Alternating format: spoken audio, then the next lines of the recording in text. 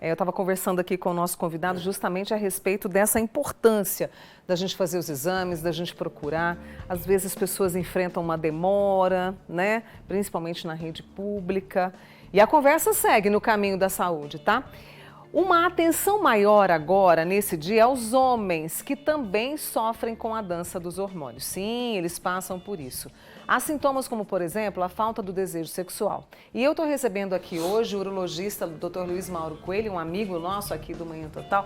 Luiz, muito obrigada mais uma vez, obrigado por você, estar Mônica. aqui. Obrigado, Né? muito obrigado. Bom dia. Às vezes a gente só pensa que a questão dessa dança dos hormônios, da queda, do turbilhão, que é só para as mulheres. Os homens também passam por isso e é andropausa, Luiz? É isso mesmo, Mônica. A partir de...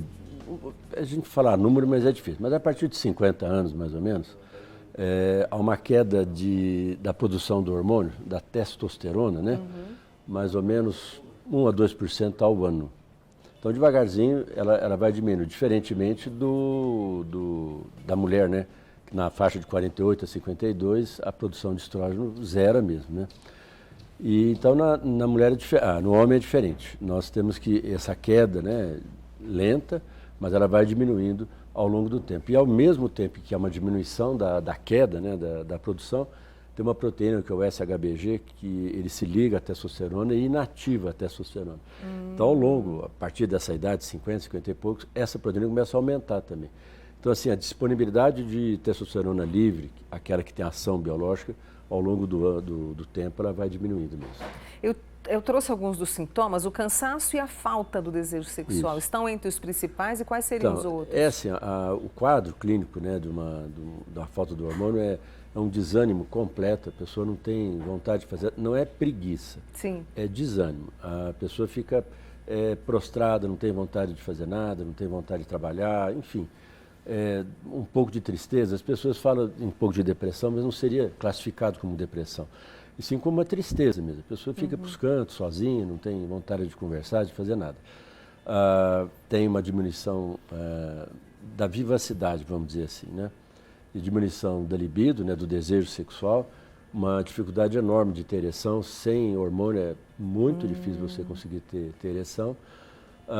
Cronicamente, se isso não for corrigido, você tem perda de massa óssea, perda de massa muscular também, né? Irritabilidade, nervosismo.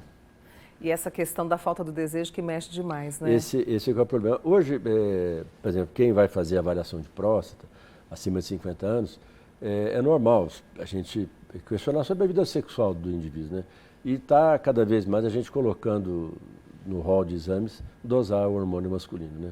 E aí para você já ir vendo como é que estão as coisas. Porque tem recursos, né? Tem, a gente tem os recurso, caminhos, tem. né? Por exemplo, o homem também faz a reposição hormonal? Também, ele faz reposição hormonal também. Só que assim, não é só porque o hormônio você dosa lá, ele está um pouquinho baixo, que você vai fazer. Na realidade, a gente está autorizado a fazer a reposição hormonal quando você dosa o hormônio, ele está baixo e o quadro clínico corresponde aquele exame laboratorial. Então a gente olha primeiro clinicamente se ele está apresentando a clínica de falta de hormônio e dosar o hormônio. Aí você repõe o hormônio masculino, a testosterona. A mulher sempre procura. E o homem, nessa questão, também procura de forma mais tarde, mais tardia? Mais tarde um pouco, mas eles têm aumentado devagarzinho a procura do urologista para essas questões sexuais, né? Tem aumentado. E com a popularização dessas medicações que ajudam na ereção, as pessoas estão mais encorajadas a procurar. E como isso hoje, as patentes dessas medicações já venceram, você compra isso na farmácia praticamente sem receita, então as pessoas compram lá, se não dá certo, aí acaba vindo consultar com a gente e aí sim a gente vai vendo um quadro maior, né? Vendo o que é a causa dessa diminuição de ereção, de desejo, né? Você falou da testosterona, né, esse hormônio no homem. Nós temos outros hormônios também que podem trazer alguns outros distúrbios, Luiz? Olha, você tem a prolactina, né, que ela pode causar, ela não tem nada a ver com a testosterona, mas uma é contrária à outra, né? A progesterona é mais ligada a questões de lactação e tal, mas no homem ela prejudica a produção de testosterona. Distúrbio que você tiver na hipófise, onde você tem a produção do do pré-hormônio que vai estimular o testículo a produzir a testosterona. Então você tem lesões na hipófise que também pode levar a isso, a diminuição drástica da produção do hormônio. E doenças em geral no testículo, doenças de fígado, né? Você tem uma série de coisas que mexem com a questão hormonal, né? E aí a gente tem aí a questão da reposição hormonal, mas o estilo de vida pode ajudar? Interfere? Ajuda. Porque infelizmente a gente tem visto aí obesidade, o pessoal está fumando bastante ainda, né? O estilo de vida influencia muito. Por exemplo, a obesidade que você está dizendo, né? A pessoa obesa, há uma... Como é que eu vou te explicar? Há um desvio porque a testosterona, o hormônio masculino, a molécula básica que ela vem é a molécula do colesterol. Então ela vai passando por uma série de processos e chega na testosterona. Nesse meio do caminho, principalmente na pessoa obesa, existe uma enzima que desvia o hormônio para a reação química para ir para a testosterona, desvia para o lado do estrógeno. Então ele tem um aumento grande do estradiol, que é uma substância que a gente dosa sempre. Então a pessoa obesa tem uma tendência de ter baixa testosterona, aí é baixa autoestima, dificuldade de ereção, dificuldade de desejo, né? Essa é um fator que a gente considera bastante mesmo. Luiz, todos os homens vão passar por esse tipo de situação? Pela andropausa, algum outro tipo de distúrbio? Todos. Ou não? Todos vão passar.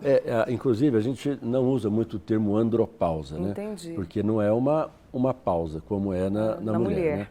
Existe um processo contínuo. A gente chama isso de DAIM, distúrbio androgênico do envelhecimento masculino, né? Então, todos vão passar.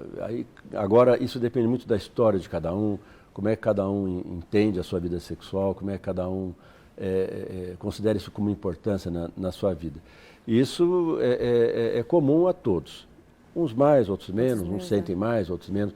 Outros se acomodam, acham que, tá bom, já estou com 60 anos, é assim mesmo, minha mulher também não quer mais nada. Então, aí é muito do contexto social de cada um. E a gente está vivendo mais e todos esses cuidados podem fazer uma diferença para a gente ter, né, essa maturidade e aproveitar com prazer. Essa maturidade de conversar sobre isso e enfrentar de uma forma natural. É engraçado, as pessoas, né, homem, ele toma remédio para pressão, ele põe o óculos, ele põe o stent, ele faz um monte de coisa. Mas mexer na sexualidade dele, ele não aceita. Tem que ser como ele tinha 30 anos, como ele tinha 40 anos, né? Mas isso é uma coisa que a gente vai enfrentando e devagarzinho a gente vai conversando, né? E uma outra coisa, em termos de saúde, né, geral, pessoas que tomam muito os bombados, né, que tomam testosterona para a questão de exercício físico, né? Isso é um problema, porque a médio prazo essa pessoa pode ter problema sério com a questão de testosterona. Porque como ele toma testosterona exógena, né? Não foi ele que produziu, o cérebro dele entende que ele tem muita testosterona. Aí o que o cérebro faz? Ele diminui a produção de testosterona no testículo. E se ele continuar com essa inibição durante muito tempo, pode ser que o testículo no futuro não responda mais. Isso, por exemplo, ali nos 40, ou até assim, antes mesmo. Vai depender do quanto tempo uso, que ele usou.